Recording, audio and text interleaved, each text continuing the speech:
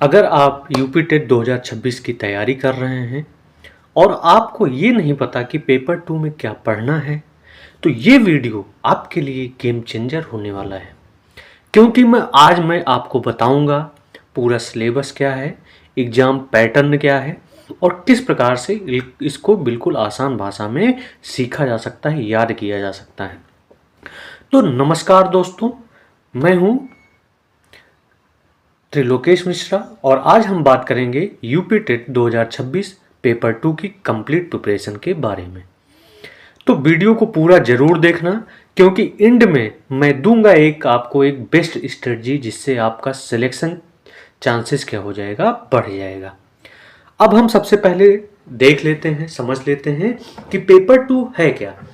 तो UP TET paper 2 उन candidate के लिए बहुत ज़रूरी है जो क्लास 6 से 8 तक पढ़ाना चाहते हैं या उससे अपर क्लासेस में पढ़ाना चाहते हैं। और अगर आप अपर प्राइमरी टीचर बनना चाहते हैं तो आपको पेपर 2 देना होगा। ठीक है, अब आइए हम देखते हैं यूपी टेट के पैटर्न, संरचना और इसके सिलेबस, विषय वस्तु को किस प्रकार से क्वेश्चन आते हैं। पहली चीज़ ये समझ लीजिए कि ये अपर प्राइमरी टीचर के लिए पात्रता परीक्षा है। अपर प्राइमरी में 6 से 8 के लिए परीक्षा की अवधि आपको 2.5 घंटे दी गई है, यानी 150 मिनट की होगी। और इसमें जो प्रश्न आएंगे वो बहुविकल्पीय प्रश्न होंगे, एमसीक्यू टाइप के होंगे, जिसमें उन सभी में 1 अंक अनिवार्य होगा। और आपके लिए एक बेनिफिट और एडवांटेज है कि यहाँ पर कोई भी नेगेटिव मार्किंग नहीं की जाएगी। तो आइए हम सभी देखते हैं, हम सभी देखेंगे कि आपका जो पैटर्न है वो कुछ इस प्रकार से है कि आपके यहाँ पे कुल 4 सब्जेक्ट होने हैं, जिसमें से पहला बाल विकास और शिक्षण विधियाँ अनिवार्य हैं। जैसा कि यूपी टेट आपने प्राइमरी लेवल 1 से 5 में देखा था, सेम सिलेबस आपका यहाँ पे भी है। दूसरा सब्जेक्ट भाषा जो हिंदी है वो भी अनिवार्य है। तीसरा जो सब्जेक्ट है भाषा, द्वितीय भाषा, उसमें भी आपको विकल्प के रूप में एक भाषा चुनना होगा। या तो अंग्रेजी ले सकते हैं, या तो उर्दू ले सकते हैं, या तो संस्कृत ले सकते हैं।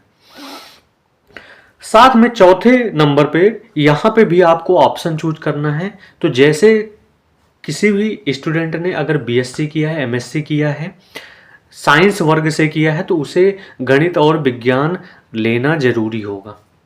ठीक है, लेकिन अगर किसी ने बीए किया है, सामाजिक विषय से किया है, सामाजिक विज्ञान से किया है, तो उन सभी को गणित और अंग्रेजी नहीं डालना है, उन सभी को भरना होगा उसमें सामाजिक अध्ययन। ठीक है, और अन्य शिक्षक जो होंगे उनके लिए कुछ और प्रावधान होगा, और अन्य भी शिक्षक जो होंगे वो दोनों में से किसी एक को चुन सकते हैं। लेकिन ये ध्यान रखिएगा, जो साइंस वर्ग के स्टूडेंट हैं वो केवल गणित और विज्ञान को चूज करेंगे, और ये दोनों मिला के 60 क्वेश्चन आएंगे जो 60 नंबर के होंगे। तो यहाँ से आपको एक चीज़ पता चल गई कि टोटल क्वेश्चन कितना होगा, टोटल प्रश्न होंगे 150। आइए हम आगे की ओर देखते हैं, विषय वस्तु को देखते हैं कि इन सभी विषयों में आएगा क्या। ठीक है, तो इन सभी विषयों में पहला विषय वस्तु है बाल विकास एवं शिक्षण विधियाँ, जिसमें हमने यूपी टेट पेपर 1 में ही बात कर लिया था कि यहाँ पे आपको बाल विकास का अर्थ समझना होगा, आवश्यकता चुनना होगा, क्षेत्र बताने होंगे, बाल विकास की अवस्थाएं कितनी होंगी, शारीरिक विकास, मानसिक विकास, संवेगात्मक विकास, भाषा विकास, अभिव्यक्ति क्षमता की यहाँ पे विकास की चर्चा करनी होगी, याद करना होगा। और साथ में उससे जो रिलेटेड आपके कथन हैं विभिन्न मनोवैज्ञानिकों द्वारा जो कहे गए हैं उनको याद करना बहुत ही इंपॉर्टेंट है। सृजनात्मकता एवं सृजनात्मक क्षमता का विकास किस प्रकार के से होगा, और सृजनात्मक सबसे इम्पॉर्टेंट टॉपिक है जहाँ से क्वेश्चन बहुत ज़्यादा पूछा जाता है। बाल विकास के आधार एवं उनको प्रभावित करने वाले कारक पढ़ने होंगे, जिन पे वंशानुक्रम, वातावरण, इन दोनों का कारक दिया रहेगा। पारिवारिक कारक क्या है, सामाजिक, विद्यालय, संचार माध्यम, और इससे जो रिलेटेड आपके परिभाषाएं हैं उन सभी को याद करना बहुत ही जरूरी है। आगे हम बात करें तो आगे हम चर्चा करेंगे सीखने के अर्थ में। ठीक है, तो सीखने के अर्थ में आपको पढ़ना है अधिगम, अधिगम को प्रभावित करने वाले कारक, इनका अर्थ पढ़ना है, परिभाषा पढ़नी है, अधिगम की प्रभावशाली विधियां आपको पढ़नी होंगी। अधिगम के नियम में थॉर्नडाइक के सीखने के मुख्य नियम एवं अधिगम उनका महत्व पढ़ना होगा। अधिगम के प्रमुख सिद्धांत, पावलोव का सिद्धांत पढ़ना होगा, स्किनर का सिद्धांत पढ़ना होगा, पियाजे का सिद्धांत पढ़ना होगा, वाइगोस्की का सिद्धांत पढ़ना होगा, ठीक है, कोहलर का सिद्धांत पढ़ना होगा। और साथ में आपको पढ़ना होगा सीखने का वक्र, अर्थ एवं प्रकार। सीखने में पठार का क्या अर्थ है, कारण क्या है, निराकरण क्या है, इन चीज़ों के बारे में पढ़ना होगा। अब दूसरे पैटर्न पे चलते हैं जो शिक्षण एवं शिक्षण विधियों से संबंधित है। तो यहाँ पे शिक्षण का अर्थ क्या है, उद्देश्य क्या है, संप्रेषण क्या है, शिक्षण के सिद्धांत क्या है, शिक्षण के सूत्र, शिक्षण प्रविधियां, शिक्षण की नवीन विधाएं, इन सब को आपको बहुत ही गहन अध्ययन करना है। इन सब से एमसीक्यू क्वेश्चन बनते हैं। साथ में समावेशी शिक्षा निर्देशन एवं परामर्श में आपको पढ़ना होगा, जिसमें शारीरिक दक्षता, दृष्टिबाधित, श्रवण बाधित, भाषा, वर्ग, जाति, क्षेत्र के आधार पर मानसिक दक्षता क्या है, समावेशन के आवश्यक उपकरण पढ़ने होंगे, टीएलएम एवं अभिवृत्तियां पढ़नी होंगी। समावेशित बच्चों का अधिगम जांचने हेतु आवश्यक टूल्स क्या हैं, समावेशित बच्चों के लिए विशेष शिक्षण विधियां तथा ब्रेल लिपि के बारे में पढ़ना होगा। समावेशी बच्चों को निर्देशन एवं परामर्श कैसे देते हैं, उनका अर्थ, उद्देश्य, प्रकार, विधियां, आवश्यकता एवं क्षेत्र पढ़ने होंगे। तो आपका सबसे महत्वपूर्ण ये विषय है जो कि अनिवार्य है, आपके सुपर टेट के लिए भी अनिवार्य है। तो इसको बहुत ही अच्छे से पढ़िए और इसके लिए प्रॉपर आप 1 महीने का फुल टाइम दीजिए। आगे हम चलते हैं और परामर्श में सहयोग देने वाले विभिन्न संस्थाओं के बारे में पढ़ना होगा। मनोविज्ञान शाला उत्तर प्रदेश प्रयागराज, मंडली मनोविज्ञान, जिला चिकित्सालय, जिला शिक्षण संस्थान जिसे डाइट कहते हैं, पर्यवेक्षण निरीक्षण तंत्र, समुदाय विद्यालयों की सहयोगी समितियां, सरकारी एवं गैर सरकारी संगठन, ठीक है। साथ में पढ़ना होगा बाल अधिगम में निर्देशन एवं परामर्श का महत्व क्या है। अब अध्ययन और अध्यापन की बात करें तो अध्ययन और अध्यापन में हम बात करेंगे जो आपने सीटेट में जिस प्रकार से क्वेश्चनों को पढ़ते थे, सीखते थे, उसी टाइप के क्वेश्चन यहाँ पे आने की संभावनाएं हैं। लेकिन यहाँ पे यूपी टेट में आप ये समझ के चलिए कि यहाँ पे फैक्चुअल चीज़ ज़्यादा पूछी जाती है, ठीक है। जैसे परिभाषाएं होंगी, किसने क्या कहा था, इन सब के बारे में ज़्यादा पूछा जाता है। आगे यहाँ पे बात करें तो बालक किस प्रकार से सोचते हैं, बालक का विद्यालय में प्रदर्शन क्या होगा, शिक्षण और अधिगम की बुनियादी प्रक्रियाएं क्या होंगी, बालकों की अध्ययन कार्यनीतियां कैसे की जाएंगी, ठीक है। समस्या समाधान एवं वैज्ञानिक अन्वेषण कैसे किया जाएगा, त्रुटियों को कैसे समझा जाएगा, बोध और संवेदनाएं किस प्रकार की होंगी, प्रेरणा और अधिगम, ये दोनों आपको बहुत ही डीप पढ़ना है। यहाँ पे परिभाषाओं को याद करना है, ठीक है। अब बात करते हैं भाषा फर्स्ट की, जिसमें हिंदी अनिवार्य है। तो हिंदी में आपको वही सारी चीज़ें पढ़नी है जो आपने यूपी टेट पेपर 1 के सिलेबस में देखा था। यहाँ पे भी पैराग्राफ, अपठित अनुच्छेद होगा, ठीक है। संज्ञा एवं संज्ञा के भेद आएंगे, सर्वनाम एवं सर्वनाम के भेद आएंगे, विशेषण एवं विशेषण के भेद, क्रिया एवं क्रिया के भेद, वाच्य, कर्तवाच्य, कर्मवाच्य, भाववाच्य, इन सबको बहुत अच्छे से पढ़ना है। और वाच्य से 3 क्वेश्चन फिक्स हैं जो कि आते हैं। साथ में हिंदी भाषा की ध्वनियाँ, संयुक्त अक्षर, संयुक्त व्यंजन, अनुस्वार एवं चंद्रबिंदु में अंतर पढ़ना है। वर्णक्रम, पर्यायवाची, विपरीतार्थक, अनेकार्थक, समानार्थी, ये सारी चीज़ें पढ़नी है। अव्यय से बहुत ज़्यादा क्वेश्चन पूछा जाता है। अनुस्वार एवं नासिक का प्रयोग, रा के विभिन्न रूपों का प्रयोग, सरल एवं संयुक्त एवं मिश्रित वाक्य पढ़ना है। विराम चिन्हों को पढ़ना होगा अलग अलग, ठीक है। वचन, लिंग, काल के बारे में पढ़ना होगा। तत्सम, तद्भव, देशज, विदेशी शब्द पढ़ने होंगे। उपसर्ग एवं प्रत्यय पढ़ना होगा। शब्दयुग पढ़ना होगा। समास, समास विग्रह पढ़ना होगा। मुहावरे एवं लोकोक्तियां याद करनी होंगी। क्रिया पढ़ना होगा, जिसमें क्रिया के प्रकार के बारे में हम याद करेंगे। संधि एवं संधि के प्रकार भेद के बारे में जानेंगे। अलंकार के बारे में यहाँ पर पढ़ना जरूरी है, किसमें, पेपर 2 में, ठीक है। अब हम चलते हैं भाषा विकास का अध्यापन किस प्रकार से करेंगे। तो इसमें आपको पढ़ना है अधिगम, अर्जन, भाषा अध्यापन के सिद्धांत, सुनने और बोलने की भूमिका, भाषा का कार्य, बालक इसे किस प्रकार का उपकरण के रूप में प्रयोग करते हैं।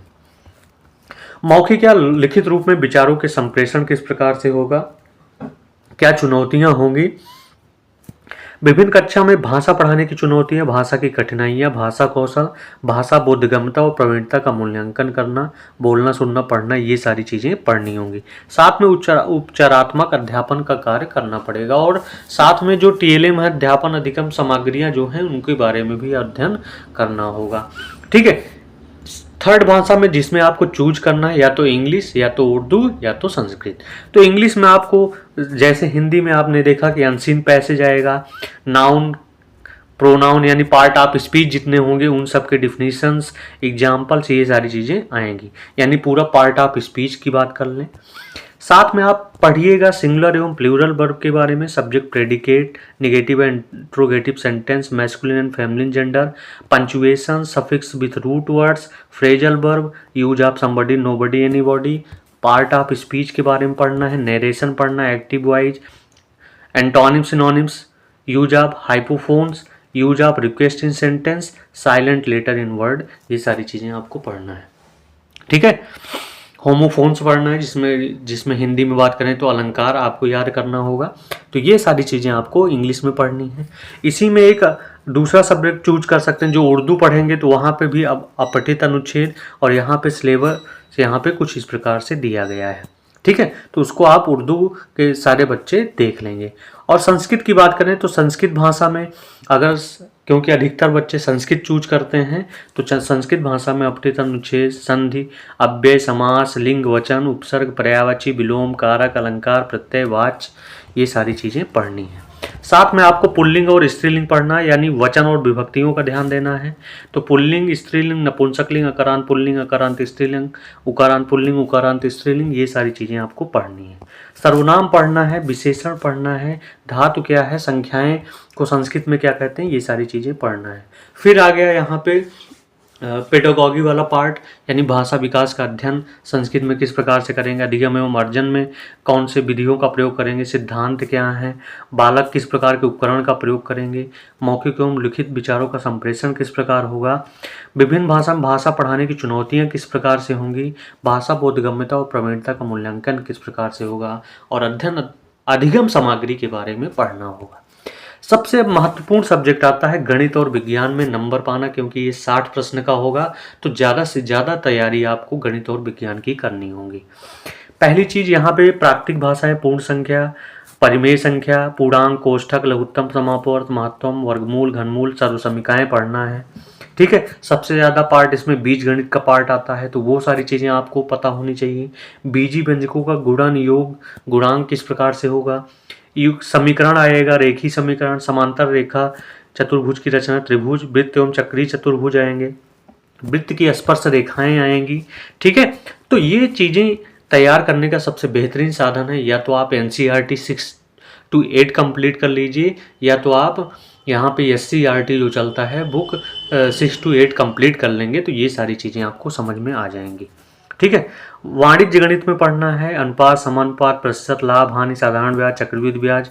ठीक है। सांख्यिकी, आंकड़ों का वर्गीकरण, पिक्टोग्राफ भी पढ़ना है, माध्यिका, बहुलक, बारंबारता, पाई एवं दंड चार्ट, संभावना, कार्तीय क्षेत्रमिति और घातांक आपको पढ़ने होंगे। ठीक है। साथ में अध्यापन संबंधी मुद्दे भी आते हैं, यानी गणितीय एवं तार्किक चिंतन किस प्रकार से होगा, गणित की भाषा, सामुदायिक गणित, मूल्यांकन, उपचारात्मक शिक्षण, शिक्षण की समस्याएं किस प्रकार से होंगी, इन चीज़ों के बारे में आपको पढ़ना है। ठीक है। अब विज्ञान में चलते हैं, ये साइंस वर्ग के बच्चों के लिए है। तो विज्ञान का जो पूरा सिलेबस है वो सुपर टेट के सिलेबस से मैच होता है, तो यहाँ पे विज्ञान को बहुत अच्छे तरीके से पढ़िएगा। दैनिक जीवन में विज्ञान, महत्वपूर्ण खोज, महत्व, मानव विज्ञान प्रौद्योगिकी के बारे में, रेशे वस्त्र के बारे में आएगा, सजीव निर्जीव क्या है, जंतु की संरचना क्या है, कैसे होती है, सूक्ष्म जीव कैसे होते हैं, उनका वर्गीकरण क्या है, कोशिका के अंगतंत्र, किशोरावस्था, विकलांगता, भोजन के बारे में पढ़ना है, जिसमें नाइट्रोजन चक्र, स्वच्छता, सबसे महत्वपूर्ण पार्ट भोजन है। जंतुओं का पोषण, ये भी महत्वपूर्ण पार्ट है। जीवों में श्वसन, उत्सर्जन, लाभदायक जंतु कौन कौन से हैं, ये सारी चीज़ें आपको पढ़नी है। मापन, विद्युत धारा, चुंबकत्व, गतिबल एवं यंत्र, ऊर्जा, कंप्यूटर, ध्वनि, स्थिर विद्युत, प्रकाश एवं प्रकाश यंत्र, ये सारी चीज़ें पढ़नी है।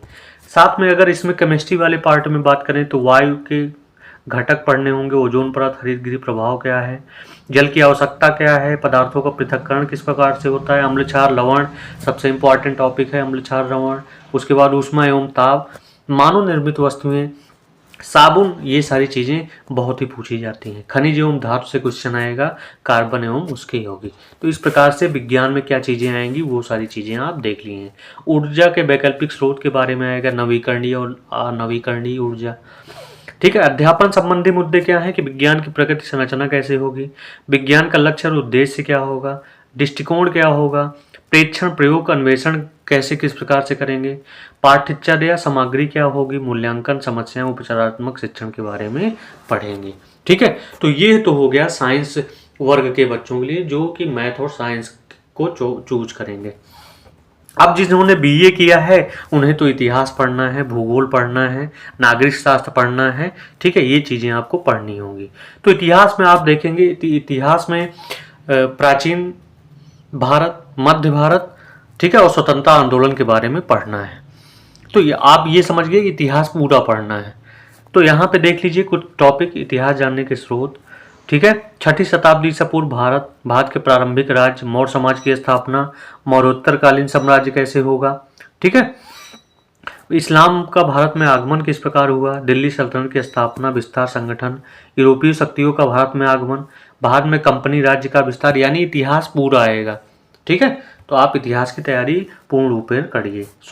स्वतंत्र स्वाधीनता आंदोलन से संबंधित नागरिक शास्त्र। अब देखें, नागरिक शास्त्र में भी क्या आएगा, हम और हमारा समाज, ग्रामीण और नगरीय समाज में रहन सहन कैसा होता है, जिला प्रशासन, हमारा संविधान, यातायात सुरक्षा, केंद्रीय और राज्य व्यवस्था, भारत में लोकतंत्र, देश की सुरक्षा और विदेश नीतियों के बारे में हम याद करेंगे।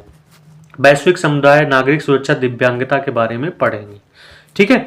साथ में भूगोल में क्या पढ़ना है, भूगोल आपको पूरा पढ़ना है। सबसे पहले आप जानते हैं भारत का भूगोल और विश्व का भूगोल दोनों कंबाइन है। तो आपको विश्व के भूगोल में सौरमंडल में पृथ्वी, ग्लोब, पृथ्वी पर स्थानों का निर्धारण, पृथ्वी की गतियां आदि पढ़नी होंगी। ठीक है। मानचित्र के बारे में पढ़ना होगा, पृथ्वी की संरचना किस प्रकार से है, विश्व में भारत की स्थिति क्या है, विश्व में भारत के संसाधन किस प्रकार से हो, यातायात में क्या प्रभाव है, व्यापार एवं संचार के बारे में पढ़ना है। साथ में आप ध्यान दीजिएगा कि यहाँ पे उत्तर प्रदेश के बारे में पढ़ना है कि इसका राजनीतिक विभाग क्या है, जलवायु, मृदा, वनस्पति एवं वन्यजीव किस प्रकार से हैं। उत्तर प्रदेश के बारे में गहनता से अध्ययन करना होगा। धरातल के रूप में बदलने वाले कारक पढ़ने होंगे, वायुमंडल, जलमंडल पढ़ना होगा, खनिज संसाधन कि इसमें कौन प्रथम है, ये सारी चीजें याद करनी होंगी। आपदा एवं आपदा प्रबंधन के बारे में पढ़ना होगा। ठीक है। पर्यावरणीय अध्ययन में पर्यावरण के बारे में पढ़ना होगा, प्राकृतिक संतुलन, संसाधन किस प्रकार से होंगे, जनसंख्या वृद्धि का प्रभाव। ठीक है। अब जो गृह विज्ञान, गृह शिल्प लिए होंगे उनको स्वास्थ्य एवं स्वच्छता, पोषण, रोग, खाद्य पदार्थों का संरक्षण, प्रदूषण, ये सारी चीजें पढ़नी होंगी। ठीक है। तो शारीरिक शिक्षा एवं खेल में क्या पढ़ना है, ये सारी चीज़ें आप सिलेबस में देख सकते हैं। अधिकतर इसको चूज करने वाले कम ही लोग होते हैं। ठीक है। उद्यान विज्ञान एवं फल संरक्षण के बारे में पढ़ना होगा। अध्यापन संबंधी मुद्दे क्या हैं, तो कक्षा की प्रक्रियाएं किस प्रकार होंगी, क्रियाकलाप किस प्रकार होगा, व्याख्यान किस प्रकार से होगा। ठीक है। प्रोजेक्ट कार्य किस प्रकार से होगा, इन सब के बारे में आपको पढ़ना है। अब देखिए, अब ध्यान दीजिए किस प्रकार की स्ट्रेटजी बनाएंगे। तो आपके पास अप्रैल, मई, जून 3 महीने हैं। तो आपको कुछ इस प्रकार से करना होगा कि आपकी स्ट्रेटजी में पहली चीज शामिल होना चाहिए बाल विकास, जिसको आप 1 से 1.5 महीने में कंप्लीट कर सकते हैं बहुत अच्छे से। ठीक है। और बाल विकास के साथ आप गणित का भी पोर्शन बनाइए। ठीक है। गणित और विज्ञान 3 सब्जेक्ट आपको पढ़ने हैं कि 1 महीने तक गणित और विज्ञान के सिलेबस आप कंप्लीट कर सकते हैं अच्छे लेवल से। हम मानते हैं 1.5 महीने में आपका कंप्लीट हो जाएगा, 3 सब्जेक्ट तैयार हुआ। फिर लास्ट में स्टार्ट कीजिए आप हिंदी और संस्कृत। ठीक है। हिंदी और संस्कृत आपका समान रूप से 1.5 महीने में वो भी तैयार हो जाएगा। तो 1.5 3 यानी आपका पूरा सिलेबस इस चीज़ों में कंप्लीट हो जाएगा। ठीक है। तो आप स्ट्रेटजी ऐसा बनाइए कि आप पढ़ सकें, टाइम टेबल बनाइए। टाइम टेबल टाइम के अकॉर्डिंग नहीं, आप कितना सब्जेक्ट पढ़ना है उसका टाइम टेबल बनाइएगा। ठीक है। तब तक के लिए इस लेक्चर को यहीं पर विराम दिया जाता है। आप अगर आपको ये चीज़ें अच्छी लगी हों तो लाइक, सब्सक्राइब और बेल आइकन दबाना मत भूलिए। और आपको कौन कौन सा सब्जेक्ट पढ़ना है, किस सब्जेक्ट की जानकारी चाहिए, उन सभी के लिए आप इस चैनल को फॉलो और सब्सक्राइब कीजिए। तब तक के लिए आप सभी से विदा लेते हैं। नमस्कार साथियों।